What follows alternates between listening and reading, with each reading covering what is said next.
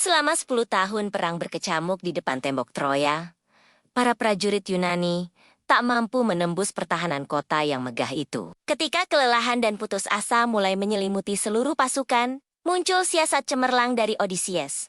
Sebuah kuda kayu raksasa, seolah-olah persembahan untuk para dewa. Simbol penyerahan diri sekaligus janji pulang. Yunani berpura-pura angkat sauh, meninggalkan pantai yang sunyi, sementara beberapa prajurit terbaik bersembunyi di dalam perut kuda dan Sinon. Sang penutur licik tinggal untuk memainkan perannya. Di hadapan para tetua dan rakyat yang bimbang, Sinon menabur kata-kata manis. Kuda itu adalah anugerah, membawa keberuntungan, dan jika dibiarkan di luar, kutuk akan menimpa Troya. Keraguan berubah menjadi keyakinan. Sorak-sorai membahana saat kuda ditarik melewati gerbang, diarak di jalan-jalan, diletakkan tepat di jantung kota. Malam turun Perlahan, lentera padam satu persatu.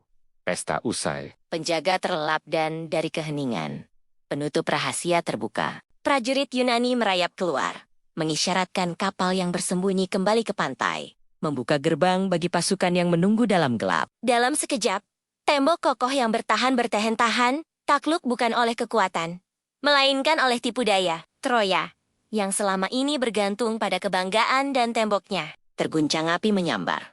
Teriakan memenuhi malam, dan sejarah pun berbelok. Kisah kuda Troya menjadi peringatan melintasi zaman, bahwa kemenangan kerap lahir dari akal, bahwa simbol bisa menyamar sebagai ancaman, dan bahwa kewaspadaan adalah benteng terakhir yang tak boleh ditinggalkan. Bahkan, ketika dunia merayakan damai yang semu.